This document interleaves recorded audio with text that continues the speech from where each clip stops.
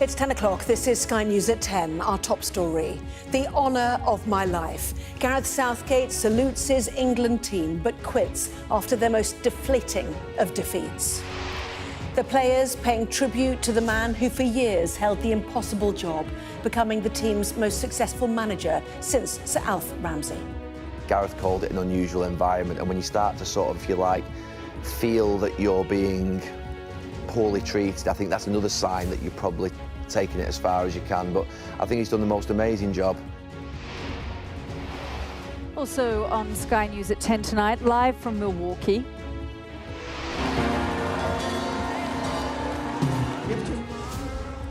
Donald Trump, bandaged but boosted by the support of his party, reflected in opinion polls across America's swing states. The alarm, though, in defense circles in the UK and Ukraine over the isolationist rhetoric from Donald Trump's vice presidential pick. And fighting to recover lost ground, we'll hear from President Biden, due to speak to Las Vegas this hour. Also tonight, going back to the future, we examine whether Labour's first King's speech could echo the radicalism of decades past. Headache for the government in Wales, though, as its First Minister quits and opposition parties call for an election. The confirmation of where and how Jay Slater died of injuries consistent with falling in a remote Tenerife ravine. And we'll take a first look at tomorrow's front pages. That's in our press preview from 10:30 right through to midnight.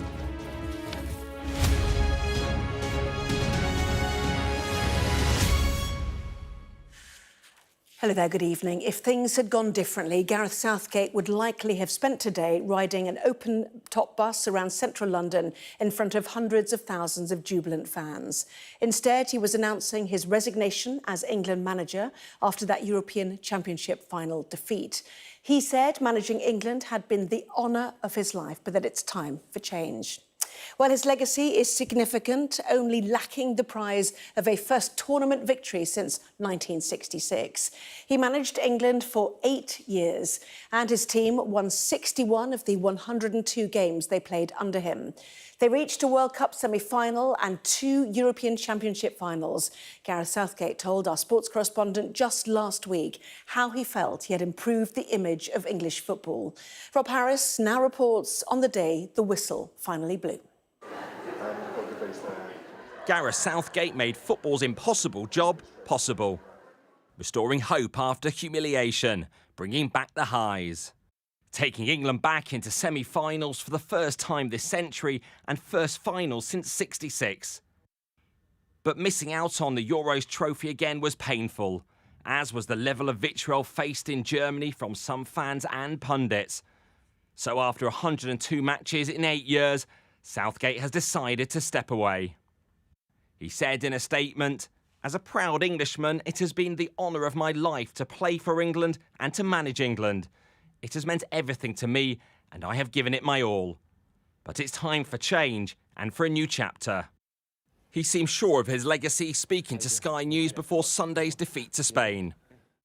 Definitely took the job to try to help English football improve. I know what it would mean not only to general public in England, but particularly to people involved in English football, from those that develop young players to those that run clubs, to every level of the game, really. I think we've improved the credibility of English football in how it's perceived around the world. But ultimately, until you win that trophy, then there will always be those questions, both abroad and at home, about what we've done. Sir Alf Ramsey's World Cup aside, no manager took England further so often in tournaments. The players started to talk about the criticism they were receiving. Gareth called it an unusual environment, and when you start to sort of, if you like, feel that you're being poorly treated, I think that's another sign that you're probably taking it as far as you can. But I think he's done the most amazing job. So who should come next? Eddie Howe's been mentioned, fantastic manager and coach. Graham Potter's been mentioned. He will be a tough act to follow. He even became an unlikely fashion symbol. Fans felt affection for the three lions again, as did the players. Captain Harry Kane said, "You helped our nation connect and believe in our team again." Jude Bellingham paid tribute to one of the best coaches in the history of the national team. For Jordan Pickford, it was a privilege to play for England under you. Compassionate leadership also saw societal issues confronted as players face racism. Under intense pressure and scrutiny, he hoped to unite an often angry and divided nation through football. And the foundations have been laid for a successor to finally land the trophy that eluded Gareth Southgate. And Rob, the words you used there, a hard act to follow, but on so many levels. It's a question of whether he will only be truly appreciated in the years to come, how he brought respectability back to English football. He gave experiences to fans the likes they watch other countries usually enjoying, going so far in tournaments, reaching 2 finals. That hadn't happened since '66. And at times he felt, I think, a bit underappreciated at this tournament. When I interviewed him on Friday ahead of the final, he talked about the emotional rollercoaster he'd gone through. And I think it really hurt him, some of the criticism that he faced during this tournament, and it might have led to his perhaps hastier exit than he might have imagined. But I think he looked quite drained during this tournament. And 8 years is a very long stint in a job like that, a time when he outlasted, I think, 5 prime ministers. And quite often he would be the unifying force. While there was all sorts of political issues at Westminster, divisions over Brexit votes, he would be the person to try to bring everyone together through the performances on the pitch, right the way from the low that we might forget now, 2016 and the Euros, when Iceland completely humiliated England back then. And now we look, of course, to the next steps, and there could well be an interim manager from the FA as they try to find the successor. The names in the frame already: Eddie Howe, the Newcastle manager, also Graham Potter, formerly of Chelsea. Some are calling for maybe another foreign manager like Fabio Capello, but this time bringing in Jurgen Klopp, who's just left Liverpool, who is available. But he will certainly be a challenging act to try to follow, especially all the success in terms of tournaments just without getting the trophy. Rob, thank you. Good evening from the Republican National Convention here in Milwaukee. I'm Yalda Hakim. The polls were already leaning towards Donald Trump before the attempt on his life. Now they suggest he's leading President Biden in all 7 key swing states. When he appeared here last night, it was with a dressing over his ear, a reminder of the sniper's bullet which grazed him at the weekend. What feels like the increasing likelihood of a Trump victory is raising questions over the future of Ukraine's fight against Russia, something we'll look at in a few minutes' time. But first, from here in Milwaukee, our US correspondent Martha Kellner reports. Like a boxer to the ring, bloodied, bandaged, but buoyant in the polls. This is the Donald Trump Resilience Tour, his first appearance since an attempted assassination. Has a brush with death made him more popular than ever? His future daughter-in-law thinks so. How has this shooting changed Donald, do you think?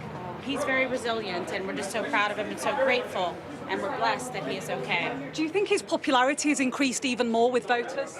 I think it's where it should be because he's incredible. He's doing an amazing job, and the American people love him. How is he physically? Doing very well, thanks be to God. Trump picked 39-year-old Senator J.D. Vance as his running mate. Last week, Vance called Britain an Islamist country with nuclear weapons. He was also once one of Trump's fiercest critics, comparing him to Hitler and calling him cultural heroin.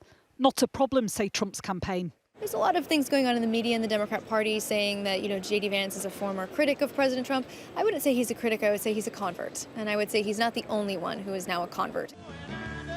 That certainly chimes with the mood at the Republican National Convention. Optimistic after polls showed Trump now leading Biden in all 7 swing states. Fight, fight, fight. That's what he said, right? I mean, he gets up like that. The first thing he thinks about is us, the people. An assassination attempt like that, I mean, my sense is it's having him reflect on what's really important, and he's got to get this done. When he makes his speech inside here on Thursday, it's likely Donald Trump will strike a more conciliatory tone. And the bandage on his ear will be a reminder of his own mortality, perhaps now his most potent political prop. With calls to cool down the rhetoric from... OK, let's go straight to Las Vegas, where we can hear from President Joe Biden, who's addressing the NAACP. Have a listen. My name's Joe Biden, and I'm a lifetime member of the NAACP. And I am all in. My word, I am all in. President Johnson, thanks for the introduction and for your leadership, most of all for your friendship. And thanks to all the thousands of members of across America that are here. One of the most important organizations in our country. And a special thanks, I mean it sincerely, to the members of Congress who are here, including Nevada's own Stephen Horsford, chair of the Congressional Black Caucus. I don't know where he is, but I know he's out there. As so many members of the CBC members defending freedom, like Benny Thompson of Mississippi, chair of January 6th Committee. And the best friend anyone can have, Jim Clyburn of South Carolina.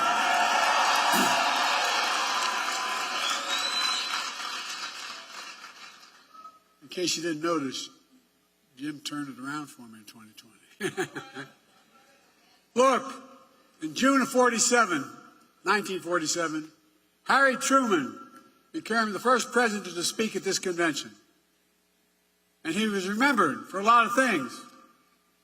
With the help of the NAACP, he desegregated the military. He laid the groundwork for the civil rights agenda. And he built upon President Kennedy by that. President Johnson, who signed the Civil Rights Act of '64, 60 years ago. Harry Truman was president, who was often counted out. He was also known for something else. The story goes, Truman said, if you want a friend in Washington, get a dog. Well, guess what? After the last couple of weeks, I know what he means. But that's why it's so good to have real friends. I'm not being solicitous. I have real friends. So many of you had my back, and I think I've had yours as well. And I will never forget it. Now, there's a couple Delaware folks here still. And one of my best friends, when I was a lifeguard in the projects, he was, his nickname is Mouse. Mousy, there you are, pal. Ended up running longshoreman, loyal as hell. I'm truly honored to be here, to meet at this tense moment in this country, and it is a tense moment. Just a few days after the assassination attempt on Donald Trump, we're grateful he was not seriously injured. We continue to pray for him and his family. It's time for an important conversation in this country. Our politics has gotten too heated. I've said the Oval Office on Sunday night, as I made clear throughout my presidency, we all have a responsibility to lower the temperature and condemn violence in any form. You've got to remember, in America, we're not enemies, we're friends, we're neighbors, we're fellow Americans. Most importantly, we must fully and firmly reject not only political violence, but violence of any kind, period, no exceptions. We have to say with one voice that violence is not the answer. That's what we should rally around as a nation. That's the unity I'm talking about. Few organizations know that better than the NAACP. For the race riots in Springfield, Illinois in 1908, the NAACP was formed. That's what started it. You know the pain and the price of violence. You understand, if you're going to talk about standing against violence, you must stand against all violence. You must stand against violence perpetrated against presidential candidates in Pennsylvania. You must stand against all violence. The violence perpetrated against George Floyd of Minnesota. Against black veterans like police officers Eugene Goodman on January 6th. And black election workers like Ruby Freeman and Shane Moss in Atlanta. You have to stand against the violence and intimidation of white supremacy, the murder, innocent lives in that grocery store in Buffalo, New York when I went up there. Mother Emanuel Church in Charleston, South Carolina. Was standing against the violence that murdered children in Sandy Hook and Uvalde. Concert goers in Las Vegas. Innocents on the street all across America that never make the news. There's Uvalde every day in the communities across the country. If you're going to be outspoken on one, don't be silent on others.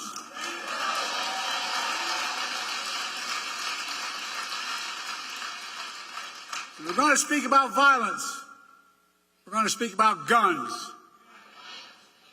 More children in America die of a gunshot wound than any other reason. That's stunning and that is sick.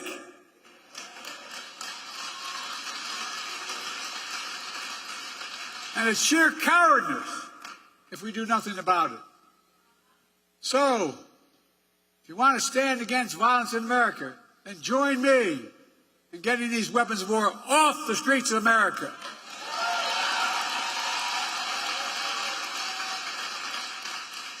An AR-15 was used in the shooting of Donald Trump, just as it was an assault weapon that killed so many others, including children. It's time to outlaw them. I did it once and I will do it again.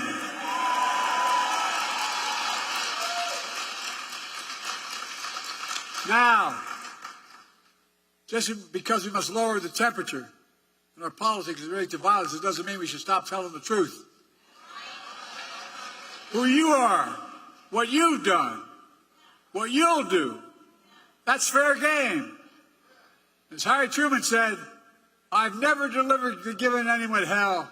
I just told the truth and they thought it was hell. That's what I'm going to do. Well, here's the truth about why Donald Trump's presidency was hell for Black America. He tried to repeal Obamacare to kick millions, I mean millions of Black Americans off their health insurance. He had a $2 trillion tax cut that overwhelmingly benefited the super wealthy, the biggest corporations, and exploded the federal debt larger than any one president has in one term. He left no room for us to do what we should be doing. Invest in things that affect people's lives, like child care, elder care, and so much more, that grow the economy and help people. His mismanagement of the pandemic was especially devastating to Black communities. Oh, I know, because in other countries, other communities of color. That economic crisis drove up Black unemployment, decimated small Black businesses, and you peacefully protested George Floyd's murder. Donald Trump called for the National Guard to go after you. What in the hell's the matter with this man? Oh, I'm serious.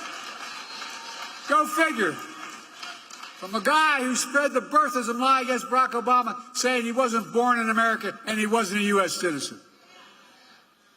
Of course, here's what he thinks of black jobs. I love his phrase, black jobs.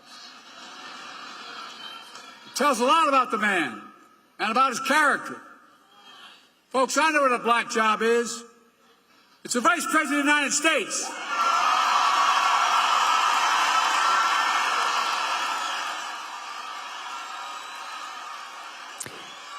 You were listening there to Joe Biden speaking at that NAACP event. He said he was grateful that Donald Trump wasn't seriously injured, but also spoke about the importance of getting guns off the streets of the United States and said that we have to do that. It's incredibly important given the violence of the weekend and the violence that we continue to see in the United States as a result of guns. Well, let's now speak about Milwaukee and the Republican National Convention and the attention here on Donald Trump and his running mate, J.D. Vance. Let's bring in our correspondent, Martha Kellner, who's here as well in Milwaukee. And Martha, we're looking at images of Joe Biden, but the attention and the focus of this this week really is Donald Trump surviving that assassination attempt. And of course, one of the most important dates in the calendar, this RNC.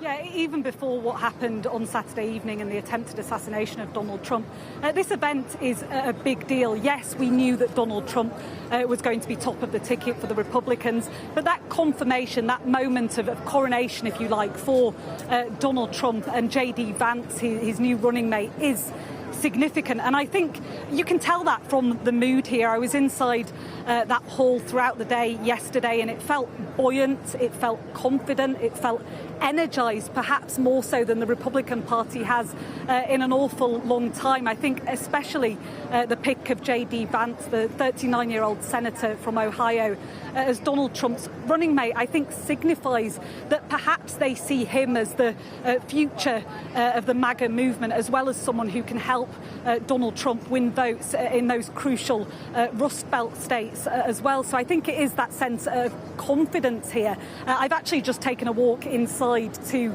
the Republican merchandise shop. They already have pictures of Donald Trump with his fist held aloft. I think that is an image which will live with us for a long while. Martha, thank you so much for bringing us up to date there. Well, it's day 2 of this RNC, and so much has already happened. As Martha said, Donald Trump appeared with a bandaged ear yesterday and also announced his vice presidential nominee. We're expecting more speakers, including Nikki Haley, to speak today. There are preparations going on just behind me, and in the next half an hour, this auditorium, this convention center will completely full up. We'll be full with delegates and officials who will mark the second day of the convention. But for now, back to you in London, Anna. Yalda, thank you. And to domestic politics now. The glow of general election victory might slowly be fading for Sir Keir Starmer, but tomorrow he has his biggest chance so far to set out the direction of the new government in Labour's first King's Speech. 35 bills are expected to be part of it, and in one of them, the new government has said it will strengthen the powers for the Office for Budget Responsibility to independently forecast the impact of tax and spending changes. It would also create a publicly owned green power company, Great British Energy, with more than £8 billion of investment. It will reform planning and allow some buildings on the green belt to reach a target of 1.5 million new homes over 5 years. And it would nationalise the rail industry to create Great British Railways. That certainly sounds radical, but will the reality match the words? Our deputy political editor, Sam Coates, has more. Just how bold? Just how radical? And is this man borrowing ideas from an earlier era? Public ownership, more central government control, and strengthening trade union rights. After 14 years going in the other direction, all of that at the core of Labour's first King's Speech. Is this the most left-wing plan for government since the 1970s? The most senior union figure in the country says it could be. I think without doubt it's going to be a radical King's Speech, and it needs to be when you look at the scale of the challenges that the government's facing. And I think it's sending a very clear message out to the electorate that the government will stand by working people, their families and communities. They'll intervene. You can use the label left wing. I actually think it's a King's Speech that's going to meet the needs of the British people. A flagship bill to create Great British Railways to bring trains back into public ownership. Every train company back under state control by the end of the Parliament. Sir Keir Starmer, the first Prime Minister in 4 decades to embrace government solutions to private sector problems like this. A programme for the next 18 months. Signed off only on the 3rd occasion this cabinet has ever met. Greater control of the curriculum, forcing councils to build homes or banning cigarettes for anyone born after 2009. That's the big difference between now and the last time Labour was in power. Under Gordon Brown and Tony Blair, they were prepared to splash the cash, but appeared cautious about the involvement of government in people's lives. But when the King delivers his speech, Starmerism will appear the reverse. Not much money to spend, but much greater state intervention. Will it work? The most contentious part of all, Angela Rayner's plan for workers, repealing Tory trade union restrictions, collective bargaining in social care, and giving employees a right to switch off from work out of office hours. Is this a challenge for bosses? It needs to be done in consultation with business and how we work together to make sure there aren't any unintended consequences. We don't want this to lead to fewer jobs being created here in the UK or have an impact on our overall international competitiveness. The speech the King delivers in here needs to show Keir Starmer is thinking big. How radical will it truly feel? He will never be this powerful again. Sam Coates, Sky News, Westminster. Well, Labour is looking for a new leader in Wales tonight after the First Minister there, Vaughan Gething, announced his resignation. It followed 4 members of his government resigning themselves, following questions about his sacking of another minister and donations he took when running to become leader.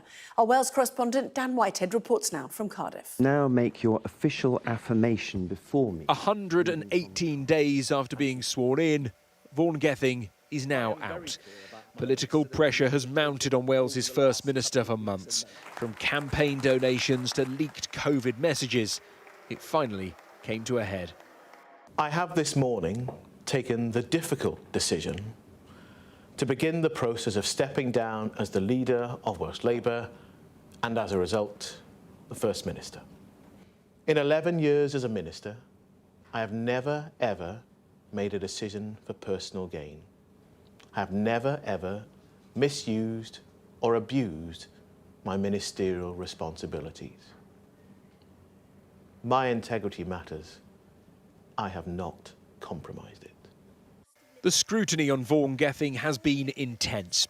Criticism over a £200,000 donation from a company whose owner had criminal convictions, to questions over the sacking of former Minister Hannah Blythen, who he accused of leaking messages to the press, something she denies. It led to him losing a vote of confidence in Parliament last month, and to 4 of his cabinet resigning today. Vaughan Gething insists that his integrity is intact and that he has broken no rules.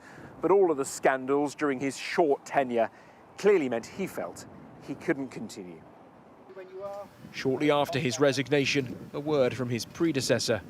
It's a very sad day, of course, for him personally, but I believe that he has done the right thing by his party and his country. And who do you think should be the new First Minister? I have absolutely no thoughts on that matter today. Thank you, Mr. Dragon. Some political opponents would rather a snap election than a Labour coronation. I think the people of Wales are losing faith in the ability of Labour to govern in Wales after 25 years. Put it in the hands of the Welsh people in an election. That's not on the cards as it stands. It'll likely be after the summer break before a new First Minister takes over here. Dan Whitehead, Sky News in Cardiff. Well, let's speak to Sam Coates in Downing Street tonight. And Sam, the Welsh issue, a bump in the road ahead of the big day tomorrow.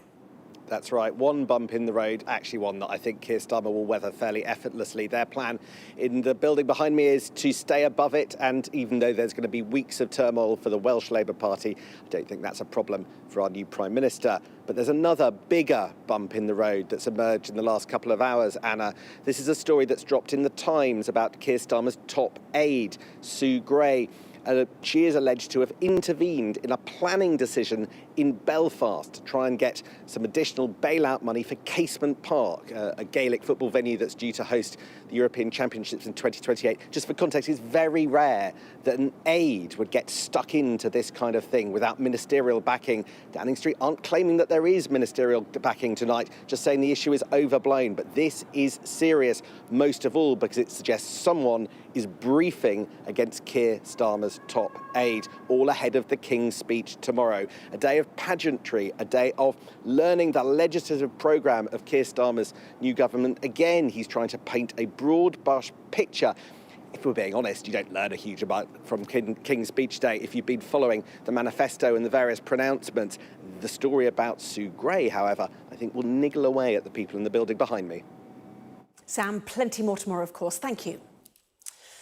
The mother of Jay Slater said today that her family's hearts are broken after Spanish police confirmed that a body found in a remote ravine in Tenerife was that of her son. A post-mortem found that he had suffered injuries consistent with him falling. Well, the teenager's body was found close to the village of Masca on the west of the island. From Masca, our national correspondent Tom Parmenter has this report. It's a remote and unforgiving place. The Juan Lopez Ravine in the mountains of Tenerife, where Jay Slater died. A post-mortem here confirmed that the remains found yesterday are that of the 19-year-old from Lancashire. His mum, Debbie, who is here in Tenerife, said, "I just can't believe this could happen to my beautiful boy. Our hearts are broken." The discovery was made on Monday, around a mile from the village of Masca, where Jay was last seen. The conditions in this valley can change quickly, and you can only get so far down it. From here, you might expect there to be a footpath that runs all the way down the valley to the sea, but there really isn't. Beyond this point, it's just thick vegetation, and down in the ravine itself, the cliff faces are near vertical. Jay Slater's injuries were multiple and consistent with him having fallen from a height. Even though the search is over, a Dutch team of specialists brought in by his family are still scouring the ravine. They want to make sure there are no further clues here that could explain what happened. We went to the family the first evening. I was so emotional. We built to make it completely for the mother. So we went here, so we want to know what's happened. And do you have a theory as to where he was trying to go? I think he thought it's a shorter way to go back. To get to the beach? To get to the beach, and by the beach is his house. So probably he wants to do that, but it's impossible to go that way. Jay's family may never know exactly what caused him to fall and lose his life in this valley, but they can at least now start the process of bringing him home. Tom Parmenter, Sky News, Tenerife. Now we started Sky News at 10 with the resignation of Gareth Southgate after England's failure in the European Championships final. Well, the Lionesses, of course, went one better last time around, and they have qualified for the next European Championships after a goalless draw with Sweden. Well, the Lionesses dominated possession but had few clear-cut chances. However, the reigning champions only needed a single point, and they held on to book their slot for next year's tournament in Switzerland, finishing second in their group.